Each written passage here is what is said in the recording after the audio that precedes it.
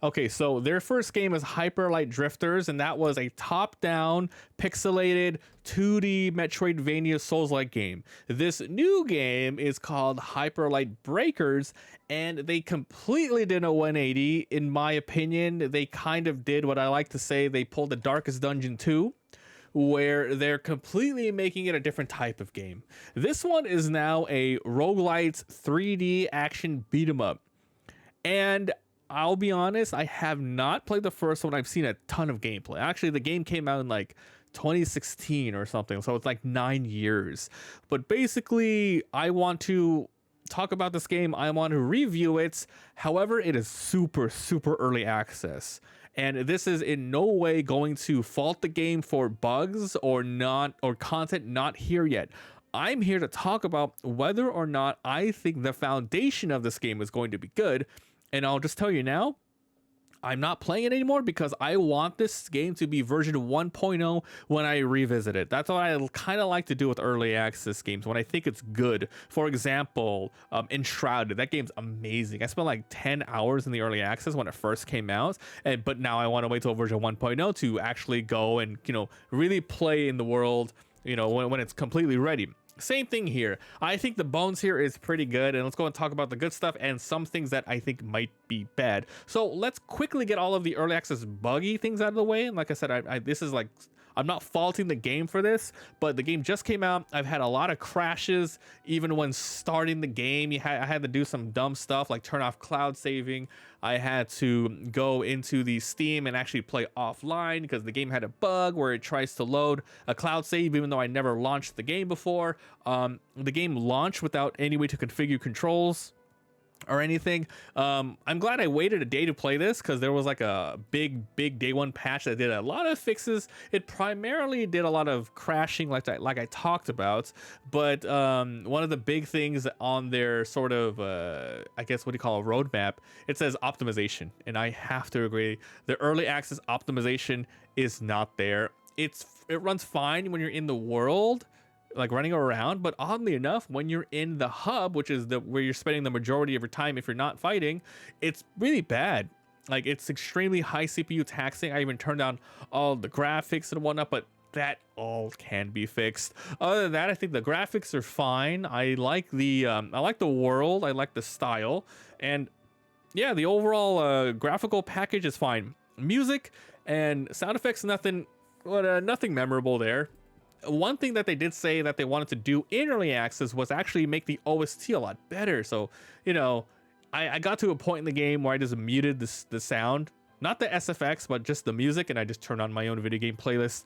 So if you're listening on headphones, you might be able to hear it in the background what I'm listening to right now. But yeah, okay, so the game is hub upgrades and perma meta upgrades, and then you go into the world and you try to survive and bring stuff back, kind of like Risk of Rain style. So I'm gonna walk you through a run of how it goes so you understand the gameplay loop, because it is pretty simple. So you have your hub.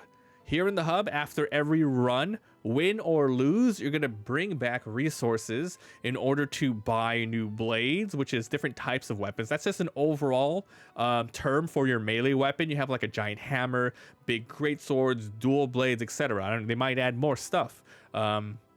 You can also buy different weapons, and just like the melee weapons, you have like a rocket launcher, shotgun, pistols, etc. You can also buy armors, which you can equip on your characters. Equipables like amps, which is kind of like your active that you fill up by dealing damage to enemies. And then you also have med kits, and you can also perma upgrade your character by increasing the stats. You have different sort of, I guess, pilots in this game. I don't even know. You have different sort of characters.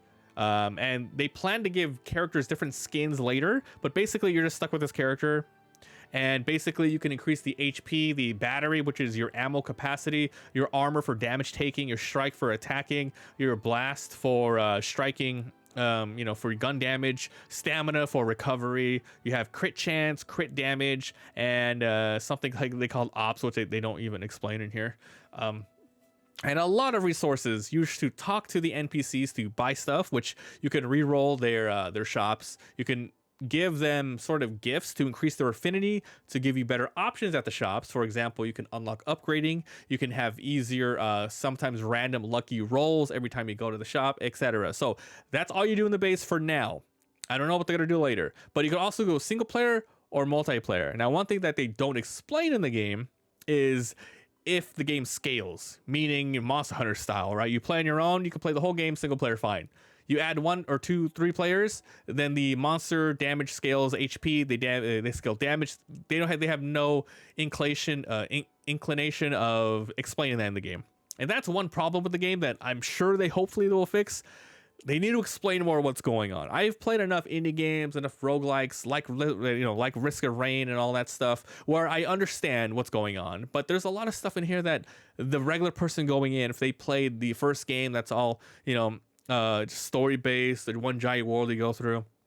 Here it's a roguelike. You have to understand how all of the systems work together, the upgrading, the running around the world, because I did say it was like Risk of Rain, and that's not just the gameplay. The gameplay is fine, by the way. I'll talk about that a bit, how the game feels. But once you go into a run, it is a gigantic randomized map made up of different nodes that you're going to be running towards. Of course, there's like little enemies and things to pick up in between the nodes, but the nodes are like, you can get a new weapon here, you can get a perma upgrade resource, you can find some skills on the ground, you run over there, different biomes, and you fights until you die, or you extract, or you defeat the bosses. Those are the ways to sort of end the run.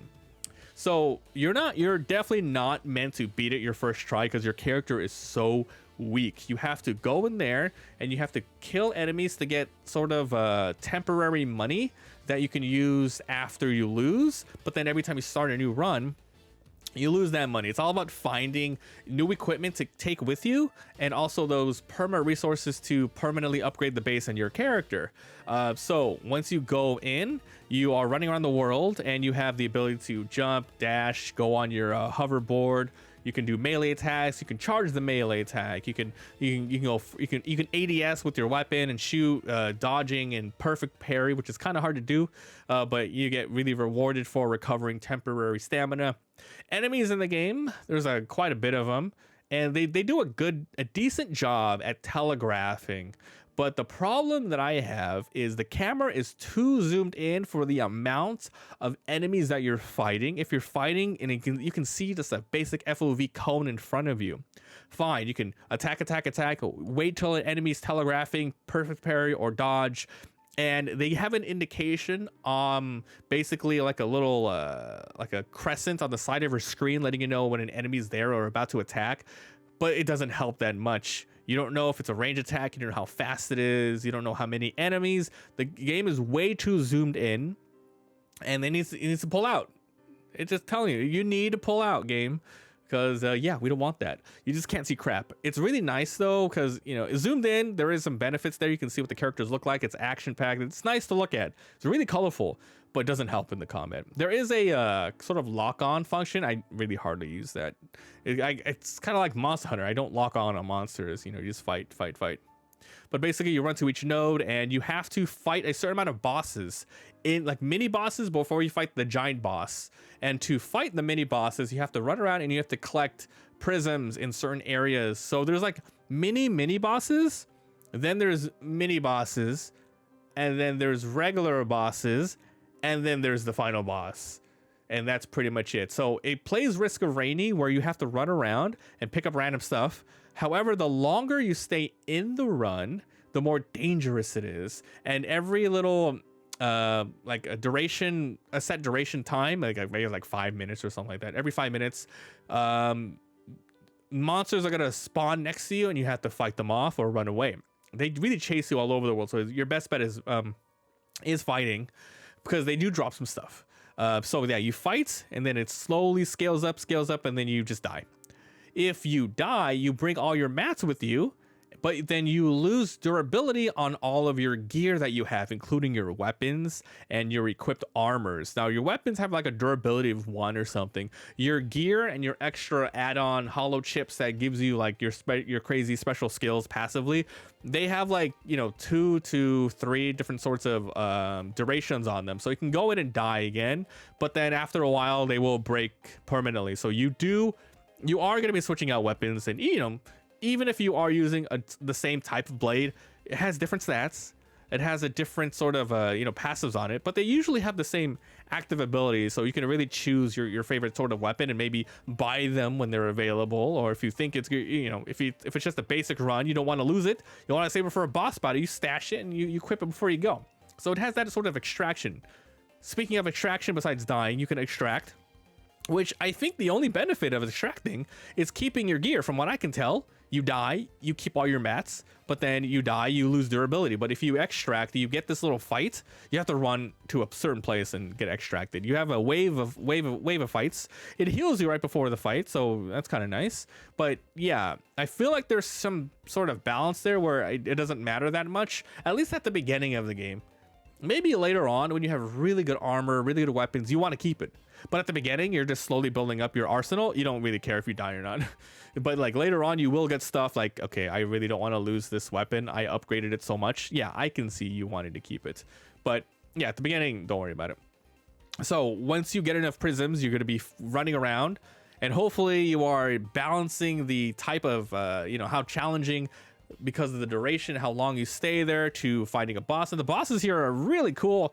They have a small cutscene when you go into them, you fight them, and they do a lot of damage. It's really tough to dodge. The game is very twitchy, but it's not as like smooth or animation like smooth as, let's say, Lies of P or a Souls game, but it has that style: attack, run, dodge, parry, use your weapons, use your cooldown. So I do have to say that the foundation of the game is here. I do think that this game is going to be really good later. A lot of the mixed reviews right now are just people complaining about early access, and that's it. Early access. The game's $30. I think right now. I don't know what it's going to be when it comes out. I feel like this game could probably stay 30. It should stay 30 from what I can tell. But yes, a lot of people complain about crashes, optimization, just balancing issues. And from what I can tell, there's also a lot of content to still be put in, which is another incentive to me to, get my first impressions and play it and then drop it until it comes out. But I liked what I saw. Once again, I will review the game just on foundation merits and the way it's going. Anything that's stupidly, reviewed, like, oh, the music's bad, they plan to fix that. Everything that can be fixed, we're not going to talk about it. It's all about if it's a decent game underneath it all. And I think this is a diamond in the rough. Not sure how long they plan to work on it, but there's so many games in my backlog that I'm just waiting for 1.0 that it's just another game to throw down there. But I'm happy to wait for it and to let you guys know it is worth playing. Is it worth playing now? That's up to you to decide. I feel like if this is the type of game that you're gonna sink dozens and dozens of hours, you might want to wait too. But it is a roguelite, right? So you can always start over and with a new save file and go again. But with other games that I'm waiting, for example, Enshrouded, I talked about that game is like one save file for hundreds of hours. I don't want to go back in a game like that where they add stuff for the beginning, middle, and end game, and then already just be end game. You know what I mean? But for this game, you're kind of starting from the beginning and dying and restarting and dying and restarting. You do have meta upgrades, but it's not as much of a commitment on a save file as Enshrouded. So as of playing it now, it's a big maybe. I wouldn't play this alone. If I were to play this now, not alone. Play with a group, because I feel like at least 2 people would be fun, because the world's pretty big. So that's it. That's my review of Hyper Light Breakers. If you guys want to see the gameplay, I'm going to be uploading it all on my Let's Play channel, link down below, and come by Twitch where I live stream all of it and more. That's it. Thanks for watching, and we'll see you guys next time. Bye.